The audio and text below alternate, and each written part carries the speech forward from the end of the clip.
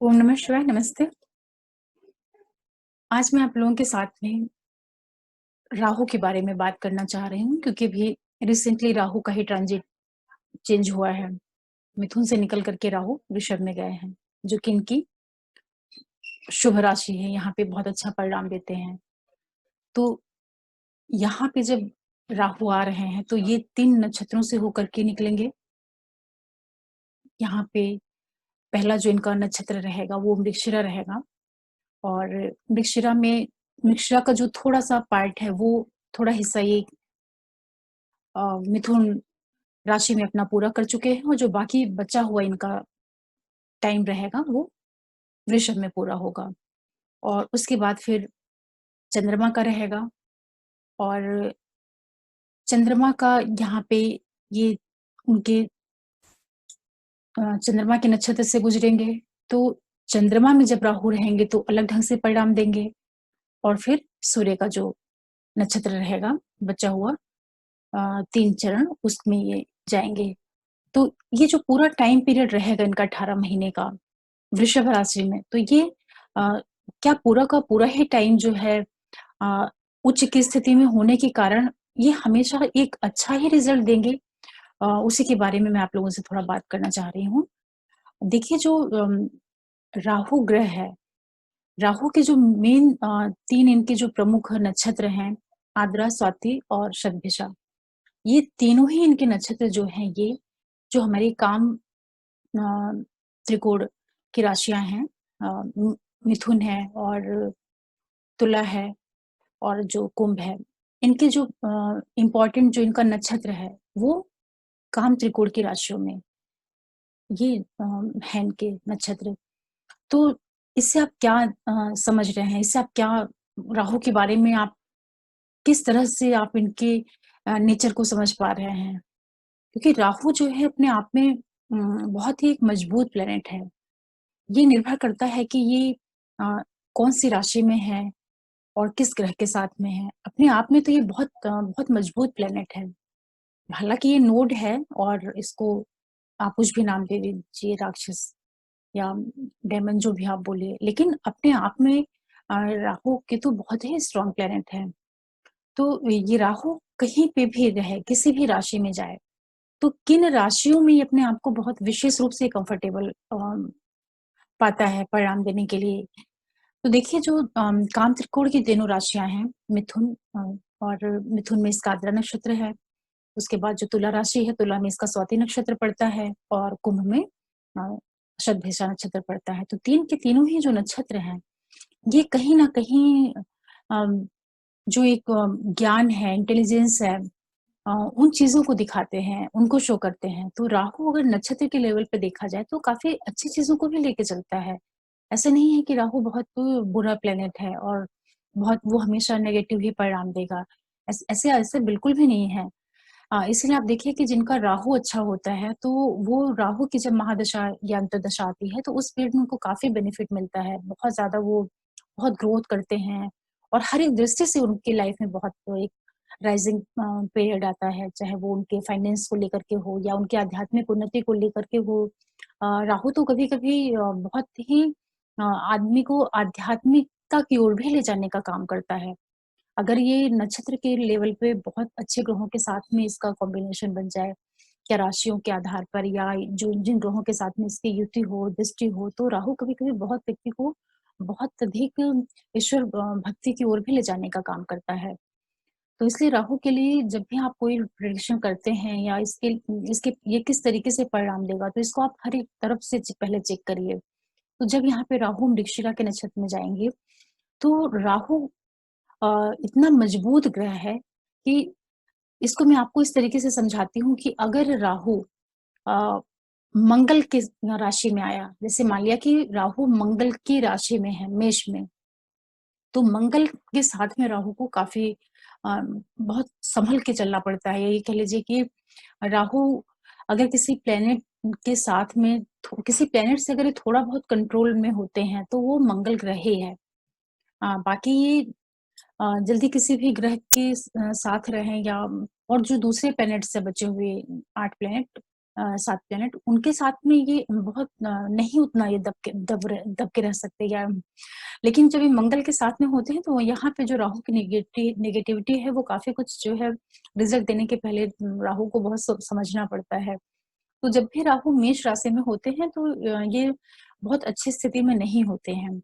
इसके बाद इसको आप अपने हॉरोस्कोप से भी चेक कर सकते हैं कि जो ट्रांजिट में ये विषुव में आया हुआ है राहु, तो ये आपके लिए किस तरीके का परिणाम दिखा सकता है। या 18 महीने पूरे एक जैसे किसी के लिए भी नहीं जाएँगे। कितनी भी अच्छी स्थिति में राहु उनके जन्म पत्रिका में भी क्यों ना हो और ट्रांजिट में तो अच्छी राशि में आ ही रहे हैं। क्योंकि वृषभ राशि जो है वो स्थिर राशि है और ये जो है स्थिर राशि ये प्रॉस्पेरिटी को शो करती है और इसका जो स्वामी ग्रह है वो शुक्र है, तो शुक्र की वजह से जितनी भी लग्ज़री से संबंधित चीज़ें हैं और भौतिक जीवन की जितनी भी सुख-सुविधाएँ हैं, व्हीकल है, फोर व्हीलर है और जो भी जैसे टेक्सटाइल इंडस्ट्रीज़ हैं कहने का मतलब ये है कि जितनी भी चीज़ें जो भौतिक लाइफ़ में, जो फिज़िकल लाइफ़ में अचीवमेंट्स को शो करती हैं, क्योंकि राहु प्लैनेट अपने आप में ही जो है भौतिकता का कारक ग्रह है।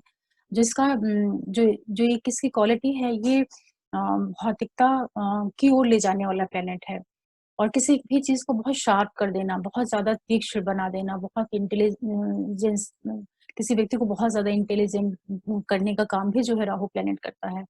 अगर किसी के पंचम भाव में राहु हो, बुद्धि के भाव में, तो कई बार अच्छी स्थिति में, योग कारक की स्थिति में हो, तो वो राहु व्यक्ति को बहुत शार्प ब्रेन देता है और ऐसा व्यक्ति हर एक फील्ड में बहुत अच्छा जा सकता है, चाहे वो पॉलिटिक्स हो या एजुकेशन हो, किसी भी फील्ड में।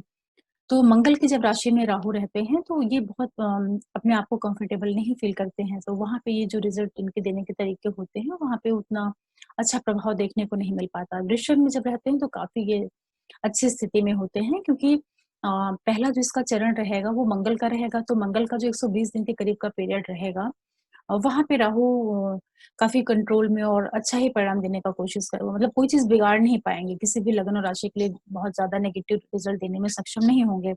तो एक तरीके से वो पीरियड न्यूट्रल सा भी चला जाता है, तो उसको भी आप एक पॉज़िटिव ढंग से ही ले सकते हैं। फिर जब ये रोहिणी के नक्षत्र से होके जाएँगे तो चंद्रमा के नक्षत्र में भी राहु अच्छा परिणाम देते हैं। हालाँकि थोड़ा फूड हैबिट वगैरह को बिगाड़ने का काम कर सकते हैं, कि ड्रिंकिंग हैबिट डेवलप हो जाए या खान-पान में कोई गलत आदतें शामिल हो जाएँ।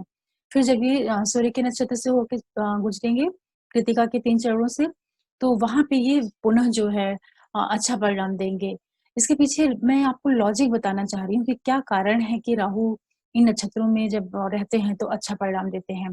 देखिए मंगल से तो उनका उनका डर का संबंध हो गया है और शुक्र के साथ में उनकी ट्यूनिंग अच्छी है इसलिए वहाँ पे वो दे देते हैं। फिर जब वो बुध की राशि में आते हैं मिथुन राशि में, तो मिथुन का जो लॉर्ड है वो बुध है। यहाँ पे चूँकि राहु का खुद का नक्षत्र आद्रा पड़ता है, तो वो राशि में उनके एक तो मित्र की राशि हो जाती है और राहु को अपना खुद का नक्षत्र भी मिल जाता है। तो यहाँ मिथुन राशि में भी राहु काफ़ी अच्छा रिज़ल्ट दे देते हैं।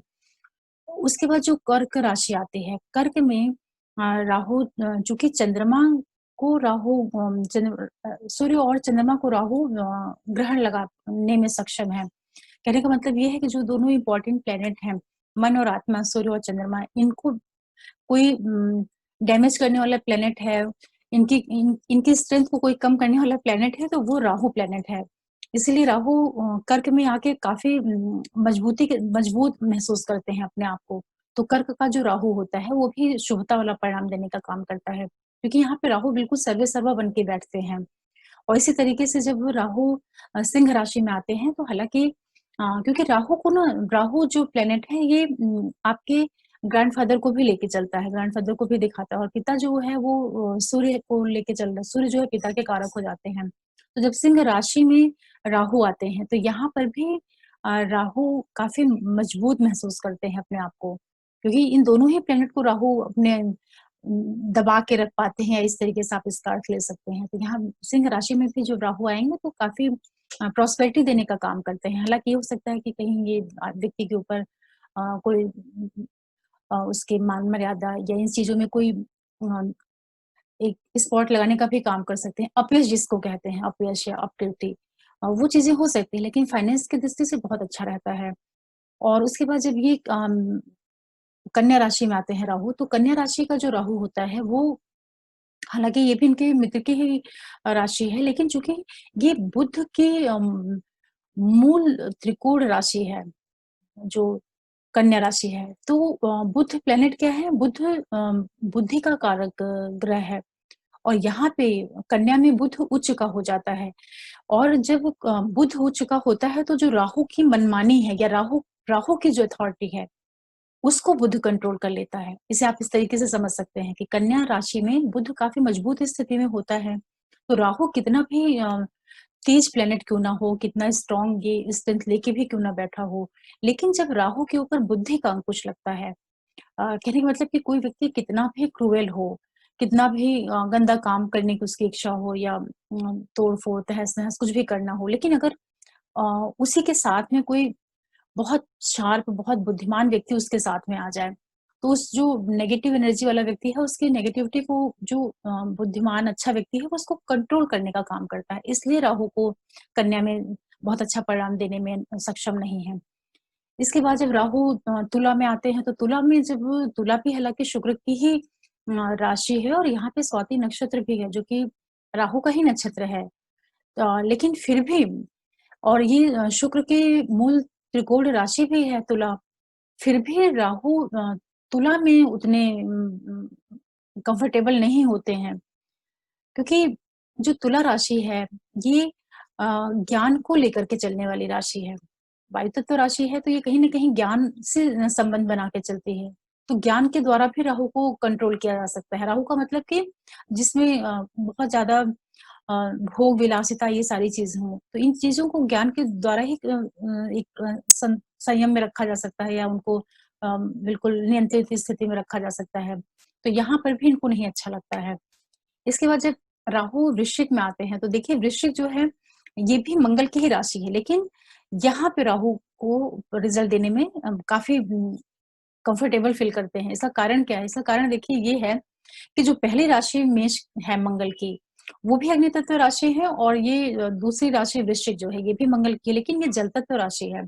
और दूसरा क्या है कि वृश्चिक जो राशि होती है, ये पॉइज़न का काम करती है। पॉइज़न मीन्स कि चूँकि एक तरीके से ये वृश्चिक जो है सीलन, सड़ा या बिच्छू से आप इसको मान सकते हैं। जैसे बिच्छू सीलन वाली जगह पे रहता है और किसी को डस ले, डंक मार दे और राहु जो है, राहु भी पॉइज़न का काम करते हैं। तो राहु को यहाँ का जो एटमॉस्फेयर मिलता है, वृश्चिक राशि वाला, वो उनके लिए दोनों एनर्जीज़ जो हैं, वो मैच कर जाती हैं। क्योंकि राहु भी कहीं न कहीं पॉइज़न को और नेगेटिविटी को और बहुत ज़्यादा भोग-विलास इनको लेकर के चलते हैं और जो वृश्चिक राशि है, वो भी कहीं न कहीं हालाँकि ये रिसर्च को भी दिखाती है, लेकिन इसके बाद भी वृश्चिक का जो बेसिक गुण है, जो क्वालिटीज़ हैं, वो अंधेरा, सीलन और एक बिल्कुल आइसोलेशन इस टाइप का माहौल। तो यहाँ पे राहु को मनमानी करने के लिए खूब बहुत स्पेस मिलता है, तो राहु यहाँ भी बड़े खुश रहते हैं। उसके बाद फिर जब राहु धनु में आते हैं, तो धनु जो है गुरु की राशि है और गुरु की मूल त्रिकोण राशि धनु है, तो यहाँ पे राहु को नहीं अच्छा लगता है क्योंकि राहु जो है गुरु के कंट्रोल में आ जाते हैं क्योंकि राहु मनमानी करने वाला प्लैनेट है। अपने मन का और तहस-नहस जो चाहे वो बिल्कुल भौतिकता, भोग-विलास इस तरह की उनकी लाइकिंग है और गुरु क्या है ज्ञान के कारक देवता ग्रह हो जाते हैं। तो यहाँ पे गुरु वापस उनको जो है अपने अधीन कर लेते हैं। तो गुरु की राशि में आकर के राहु को नहीं अच्छा लगता है। फिर जब राहु आते हैं मकर में, तो मकर में राहु अपने आप को फिर से बहुत मजबूत स्थिति में पाते हैं क्योंकि मकर राशि जो है वो पृथ्वी तत्व राशि हो जाती है। अ, और पृथ्वी तत्व होने के साथ-साथ जो है ये तो अर्ध त्रिकोण हो जाता है, तो अर्ध त्रिकोण होने के कारण और इसका स्वामी ग्रह जो है वो शनि होता है, तो यहाँ पे पुनः जो है राहु को काफ़ी अम, सपोर्टिंग एटमॉस्फेयर मिलता है राशि का। तो मकर में आकर के भी राहु अच्छा परिणाम देने में सक्षम हो जाते हैं। फिर जब राहु जाते हैं कुंभ में, अब कुंभ जो है शनि की मूल त्रिकोण राशि हो जाती है।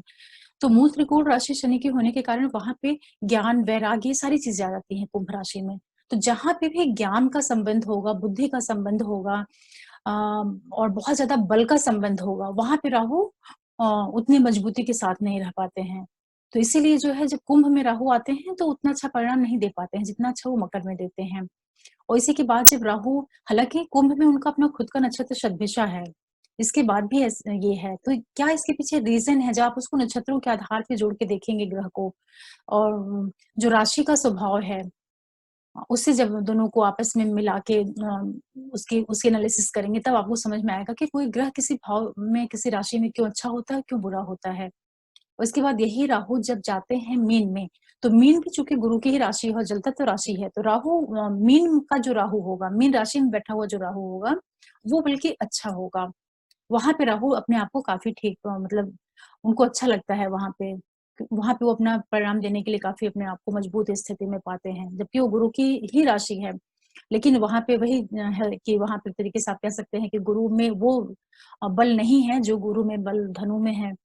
तो इस तरीके से ये छोटे-छोटे पॉइंट्स होते हैं, लॉजिकल चीज़ें हैं जिनको अगर आप प्रिडिक्शन करते टाइम या किसी भी ट्रांजिट को समझते टाइम या अपनी हॉरोस्कोप में ग्रहों का क्या फलित होगा, जब वहाँ पे आप इन चीज़ों को अप्लाई करेंगे तो आपको किसी भी ग्रह का बिल्कुल सटीक फलादेश समझ में आएगा कि हमारी हॉरोस्कोप में पर्टिकुलर किस राशि में कौन-सा प्लैनेट बैठा हुआ है, तो किस तरीके से अपने आप को अपना रिज़ल्ट देगा। तो मैं आपसे ये कहना चाह रही हूँ कि ये तो राहु का मैंने सिर्फ़ एक एग्ज़ाम्पल लिया। इसी तरीके से आप जो दूसरे प्लैनेट्स हैं, बाकी बचे हुए जो अपने 8 प्लैनेट हैं, उनको भी आप इसी तरीके से राशियों के साथ में अ, मिक्स करके कि ग्रह का क्या स्वभाव है। कोई ग्रह है तो उसका अपना एक स्वभाव है और राशि का क्या स्वभाव है और उस राशि में बैठे हुए जो नक्षत्र हैं, उन नक्षत्रों का क्या स्वभाव है। उन नक्षत्रों के जो स्वामी ग्रह हैं, उनका क्या स्वभाव है। जब कोई चीज़ कोई अलग-अलग 2 चीज़ें एक साथ होंगी, तो अगर उनमें सारी चीज़ें मैच कर रही हैं, तो वहाँ पे जो रिज़ल्ट होगा वो बहुत पॉज़िटिव सकारात्मक होगा। और अगर कोई प्लैनेट और राशि कहीं मिल रहे हैं और दोनों के नेचर में डिफ़रेंस है, तो वहाँ पे फिर परिणाम में भी न्यूनता आ जाती है। आप इसको इस तरीके से भी समझ सकते हैं। अ, अगर राशि का जो वातावरण है और उस राशि में जो नक्षत्र हैं, नक्षत्र का जो स्वभाव है और वहाँ पे जो ग्रह आ रहा है ट्रांजिट में या जो ग्रह बैठा हुआ है, अगर इन तीनों की जो टेंडेंसी है, इनकी जो एनर्जी है, अगर वो मैच करती है, तो परिणाम बहुत अच्छा खुल के आएगा। आप इसे ऐसे समझिए। और ये सारी चीज़ें अगर बिल्कुल अलग-अलग हैं, राशि अलग डायरेक्शन की है, ग्रह का की क्वालिटीज़ अलग है, नक्षत्र का अलग है, तो जब 3 की 3 चीज़ें 3 दिशाओं में जा रही हैं, तो वो किस तरीके से परिणाम देंगी? तो परिणाम देने का जो जो उसका फाइनल रिज़ल्ट आएगा, उसमें अंतर आ जाएगा। आप इस तरह से इसको समझ सकते हैं। तो आज मेरा मन हुआ कि मैं राहु के बारे में ही बताऊँ क्योंकि अभी राहु 23 तारीख को चेंज किए हैं। मिथुन से निकल कर के वृषभ में आए हैं, तो सबके अंदर ये है कि बहुत ही अच्छा परिणाम आएगा। हालाँकि चूँकि ग्रह बहुत अच्छी स्थिति में बैठा है, तो ये 100% है कि 12 के 12 ही लग्न और राशियों को कुछ न कुछ ये शुभता वाला परिणाम ज़रूर देगा। अगर आपके हॉरोस्कोप में अच्छी स्थिति में है, तो बहुत अच्छा मिल सकता है, अगर वहाँ पे नॉर्मल है, तो भी आपको कुछ ठीक-ठाक मिल जाएगा परिणाम। अगर हॉरोस्कोप में नेगेटिव स्थिति में बैठे हुए हैं राहु और ट्रांजिट में चूँकि अच्छे आ रहे हैं, तो न्यूट्रल हो जाएगा। लेकिन ये है कि अच्छी स्थिति में राहु है, तो परिणाम तो ज़रूर अच्छा देने की कोशिश करेंगे। और इसी के साथ में एक चीज़ और भी आपको ध्यान रखना चाहिए कि जब कोई ग्रह किसी राशि से होकर के जा रहा है, तो ऐसा तो है नहीं कि वो उस राशि में पूरे टाइम 18 महीने का टाइम है, तो 18 महीने राहु बिल्कुल वहाँ पे अकेले रहेंगे, उनका स्वतंत्र वहाँ पे पूरा साम्राज्य रहेगा, ये भी नहीं है। उसी वृषभ राशि में दूसरे ग्रह भी तो गोचर करते हुए आएँगे। ट्रांजिट के जो दूसरे ग्रह हैं, सारे ग्रह अपने-अपने मूव कर रहे हैं। तो जब वो मूव करते हुए वृषभ राशि में आएँगे, तो यहाँ पे जो राहु का आधिपत्य है, राहु जो उसमें गोचर कर रहा है, उच्चता की स्थिति में, तो जब दूसरे प्लैनेट उस राशि में आएँगे, तो उस राशि का जो पूरा इंटरनल एटमॉस्फेयर है, उसको चेंज करने का काम करेंगे। तो जब उसको चेंज करेंगे, तो वहाँ पे राहु का भी जो रिज़ल्ट देने का तरीका है, उसके ऊपर भी प्रभाव पड़ेगा और वो प्रभाव पॉज़िटिव और नेगेटिव दोनों हो सकता है, क्योंकि अदर प्लैनेट्स भी तो ट्रांजिट में आएँगे ना। मैं आशा कर रही हूँ कि आप लोग मेरे मैं क्या बताना चाह रही हूँ, इसको आप समझ पा रहे होंगे। जैसे कोई एक राष्ट्र है, वहाँ का एक राष्ट्रपति है या कोई प्रधानमंत्री है, तो वो स्वतंत्र है अपने देश को लेकर के कोई डिसीज़न लेने के लिए, अगर उसके पास मेजॉरिटी है। लेकिन अगर उसके पास मेजॉरिटी नहीं है, दूसरे लोग भी हैं, तो कहीं न कहीं उसके डिसीज़न के ऊपर रोकने वाले या आक्षेप करने वाले और भी तो लोग हैं। तो इसी तरीके से जब कोई प्लैनेट कितनी भी मजबूत स्थिति में क्यों ना हो, अगर दूसरी चीज़ों से उसको जो जो आने वाली चीज़ें हैं, अगर उसके लिए सपोर्टिंग बन के वो ग्रह आ रहे हैं, जैसे वृषभ में जब कोई दूसरे प्लैनेट्स आएँगे, जैसे मान लिया कि वृषभ में ट्रांजिट में मूव करता हुआ शुक्र आए सूर्य आएगा, तो सूर्य जो है वृषभ में जब आएगा तो शुक्र की राशि में आएगा और तो शुक्र से भी उसकी नहीं बन रही है और राहु से भी उसका 36 का आंकड़ा है। थोड़ा तो इन्फ्लुएंस थोड़ा नेगेटिव तो प्रभाव आ जाएगा ना राहु के परिणाम देने के ऊपर। तो इसी तरीके से आप सारे जो ट्रांजिट में मूव करते आएँगे, जो छोटे-छोटे प्लैनेट्स हैं, बुध है, और सूर्य हैं, ये लोग आएँगे 18 महीनों के अंदर में इसमें। सिर्फ़ आपके जुपिटर और शनि जो हैं वो काफ़ी दूर हैं अभी, तो वो भी कहीं दृष्टि वग़ैरह से संबंध बना लेंगे तो उसका भी प्रभाव पड़ेगा। तो आशा करती हूँ कि इस वीडियो से आप लोगों को राहु किस तरीके से अपना इन 18 महीनों में परिणाम देंगे, उसके बारे में आपको ये जानकारी मिली होगी। मोस्टली जो एस्ट्रोलॉजर होते हैं और जो सीखने वाले भी होते हैं या जिन लोगों को एस्ट्रोलॉजी में रुचि होती है, वो सिर्फ़ एक आधार पे किसी भी ग्रह का परिणाम निकाल लेते हैं कि ये ग्रह उच्चता लिए हुए है, तो वो पूरी तरीके से अच्छा ही होगा। कोई भी ग्रह ना तो पूरी तरह से अच्छा होता है, ना ही पूरी तरह से खराब होता है। डिपेंड करता है कि वो जिस राशि में बैठा हुआ है, वहाँ पे उसको क्या-क्या चीज़ें सपोर्ट की मिल रही हैं और कौन-कौन से ग्रहों का उसको सपोर्ट मिल रहा है। आप इसको इस तरीके से भी ले सकते हैं कि कोई ग्रह कितना भी क्रूर क्यों ना हो, चाहे वो शनि हो, मंगल हो, राहु हो, अगर क्रूर से क्रूर प्लैनेट के ऊपर भी कम से कम 2 या 2 से अधिक शुभ ग्रहों की दृष्टि पड़ जाए, तो क्रूर ग्रह का भी जो क्रूरता वाला स्वभाव है, उसमें एक कमी आ जाएगी। जो क्रूरता है वो उसकी कम हो जाएगी, अगर वो शुभ चीज़ों से ग्रस्त है। जैसे कोई बहुत क्रूएल व्यक्ति है, लेकिन अगर वो अच्छे व्यक्तियों की संगति में आ जाए, तो वो कितना भी क्रूएल हो, उसकी क्रूएल्टी कहीं न कहीं कम होगी। अच्छे लोगों की संगति पाके उसकी क्रूरता में, उसकी नीचता में थोड़ा-सा कमी आ जाएगी। और इसी तरीके से कोई भी प्लैनेट कितना भी क्यों ना शुभ हो, चाहे वो बुध हो, चंद्रमा हो, शुक्र हो, कोई भी शुभ प्लैनेट हो, अगर वो 2 कम से कम 2 प्लैनेट और 2 से अधिक अगर वो क्रूर ग्रहों के द्वारा देखा जाएगा, तो उसकी शुभता में कमी हो जाती है।